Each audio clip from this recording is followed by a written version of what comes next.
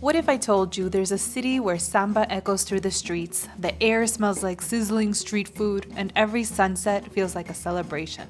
Welcome to Rio de Janeiro, a place where you can sip caipirinhas on golden beaches, hike through lush rainforest trails to jaw-dropping views, and taste flavors that dance on your tongue. But there's more to Rio than postcards show, and today we're diving into the unforgettable things you won't want to miss in the marvelous city. This video is more than just major attractions. We're here to share where to eat, where to dance, and enjoy live music, including hidden gems that a lot of travelers miss when they visit. But not you, because you're subscribed to Eat Baila Travel. And if you're not, now is a great time to hit the subscribe button. Let's head straight to the beach for some sun, caipirinhas, fuchivoli, which is a everything but hands mix of football and volleyball, and amazing sunset views at Pedra Arpoador in Ipanema or Praia do Leme near Copacabana. These spots are just a few of the many amazing spots to catch a sunset in Rio. Another fantastic sunset spot only locals know about is the Mureta da Urca, the wall in the Urca neighborhood with incredible views of the Guanabara Bay. Grab yourself some drinks and snacks at the nearby bar and take them to the wall to enjoy with one of life's simple pleasures, sunsets. The iconic mosaic sidewalk along the beach is filled with restaurants and bars, many with live music like this spot.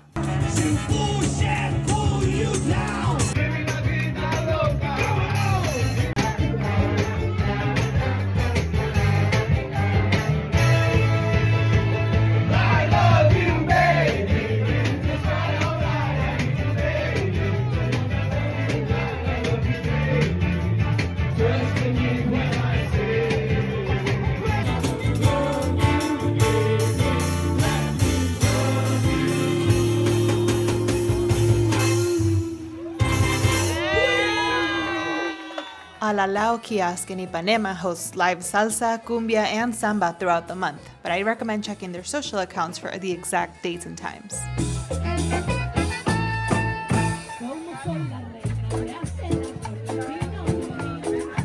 We got around Rio via Uber and Metro very easily, but our favorite transportation was with the Itau bikes. The bike trails along the beaches and the lagoon have stunning views, making it such fun and easy exercise. No visit to Rio is complete without these next two. The Sugarloaf Mountain, which is another fantastic spot to watch the sunset. Sorry we don't have more to share here because that video content was unfortunately lost when our phone was stolen. But the other emblematic experience is a visit to Christ the Redeemer at the top of Corcovado Mountain to not only see this massive statue up close, but also for some, you guessed it, more incredible views of the city. A couple of ways to get there. You can take the train up the Cosme Velho station. This is where you'll find Trem do Corcovado. You can buy your tickets online in advance or at the kiosk when you arrive. There can be long lines, but there was somehow none when we got there on a sunny afternoon. Or if you're feeling extra adventurous and enjoy hiking, you can take the 2-hour hike up the Corcovado mountain like we did. The entrance to the trail is located behind Plage Cafe. It's a beautiful but overpriced brunch cafe in an old mansion. By the way, if you love nature, we also recommend the botanical gardens just a few blocks from here. Wow, look at all the birds we can see. I heard that this park has piranhas, so I'm here to see the piranhas. Piranhas? How? I don't know, but I want to see that. Piranhas or piranhas? Piranhas. Back to Christ the Redeemer. If you hiked, admission is only 58 reais. Otherwise, your train ticket will already include the admission fee. We made it to the Cristo. This is actually our third visit up here and our second time hiking it. We beat our personal record. We made it up in an hour and 30 minutes this time. Oh my gosh, just look at this. We weren't even able to see all of this was fog last time. And check out those gorgeous sun rays over there peeking through the clouds. That is just magical. Yeah, you can see the Maracanã, look. Yeah, the famous Maracanã Stadium. The first time we see the Maracanã. Cool. I'm always amazed at how massive this Cristo is. Like, you see it in pictures and you think it's gonna be big, but when you see it in person, it's like, wow, it's so massive. How did they get this thing up here? With this pose that Jesus is doing, you think he's blessing us? Or he's saying, look how beautiful my city is? Because Rio is the most beautiful city I've ever been to, yo. Wow.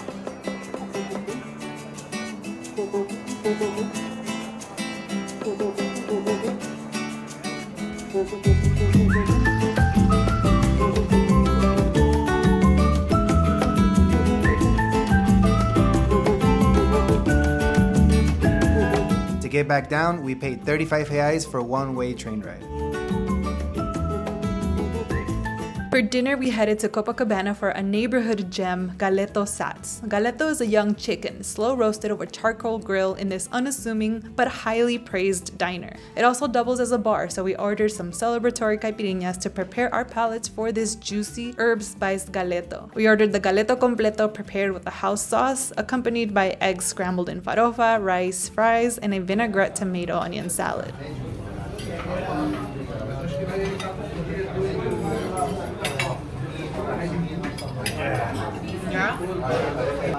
Sauce. If you're wanting steak, like the famous picanha cut, we recommend the restaurant Garota de Ipanema, famous for the song of the same name. But this place is more than just its name. The picanha was among the best we had in Rio. Another excellent picanha we had was at Terra Brasilis at Praia Vermelha. We went in the evening without reservations, but if you want the view of the Sugarloaf Mountain, you'll want to make a reservation in advance. The bolinhos de bacalhau here were amazing as well. They were more expensive than at other places, but so worth it. And you can't miss out on the pastel de nata, the custard tart, a traditional Portuguese treat that Brazil carries on very well. Portugal is a chain you'll find a few of throughout the city, but our favorite pastel de nata was from Alda Maria's Doces Portugueses, whom we visited during a rainy day in Rio. It's a great stop to make during a visit to Santa Teresa, the colorful, artsy, bohemian neighborhood of Rio. Tucked away at the top of the hills, this neighborhood has a charming, village-like vibe that stands out from the rest of the city. The Museum of Tomorrow is one of the most heart-tugging museums we've been to, and even if you don't go in, seeing it from the outside is amazing because of its unique architectural structure. Let's make our next meal a festive affair with a samba and feijoada at Rio Scenarium, a daytime event with live music on Saturdays.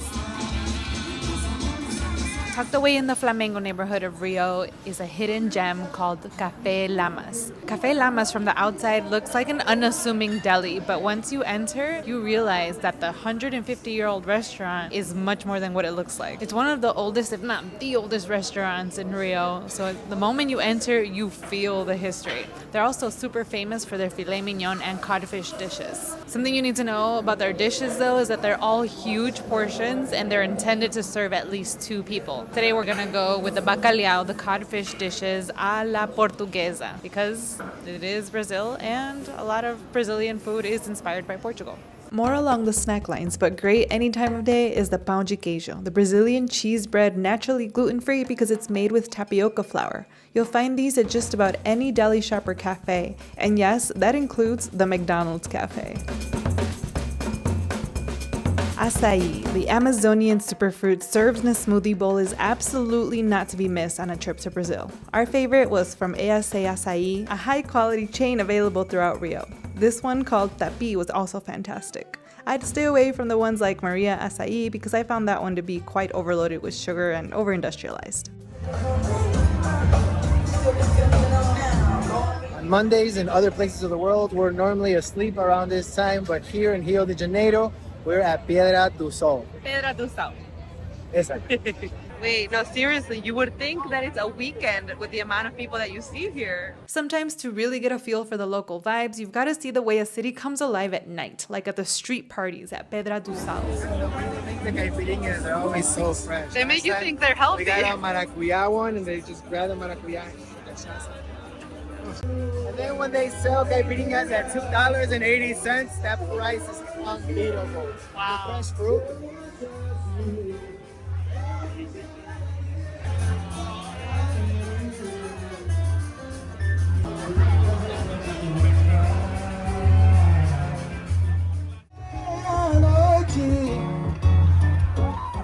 A great vibe any night of the week, but especially crowded on Mondays, Pedra do Sal, which literally translates to salt rock, where samba musicians who work the docks unloading salt from the ships got together for a jam session after work. There are no longer salt shipments passing through here, but the spirit of samba remains a staple of this street. On Friday nights, Praça São Salvador comes alive with a live band for Forró Night. Forró is a Brazilian music genre and dance style characterized by its lively, upbeat rhythms, often drawing on elements from Afro-Brazilian music, European polkas, and other styles. Starting at about 6 or 7 p.m. and ending around 9 p.m. It's a fun way for music lovers to kick off the weekend.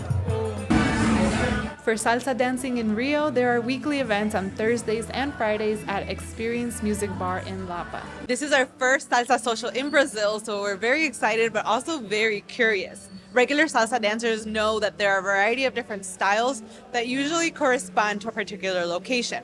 There's salsa cubana, caleña, anuan, antu, but we have no idea what to expect here in Rio de Janeiro, so this should be really fun.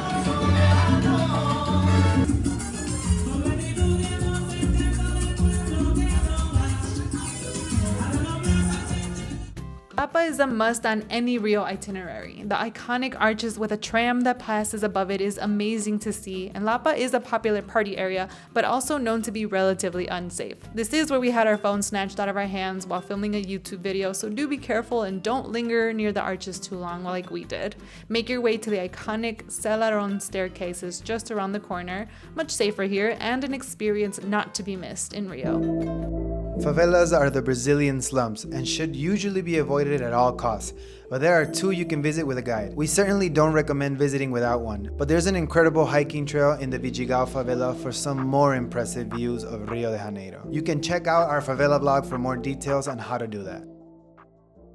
One last thing to consider if you have an extra day or two in the itinerary is to head to Arraial do Cabo, nicknamed the Brazilian Caribbean for its turquoise waters and white sand beaches. We took a bus from the Novo Rio terminal and arrived in Arraial do Cabo 3.5 hours later for a fun weekend to celebrate my birthday. Our Patreon members got to see this experience in an exclusive episode. Thank you all for your continued support. Don't forget to like this video if you enjoyed this compilation of fun experiences in Rio de Janeiro, and leave a Brazil flag emoji in the comments to let us know you watched till the end. Up next, we have ideas for a rainy day in Rio. Amigos, se cuidan, se bañan y nos vemos en la próxima aventura. Ciao!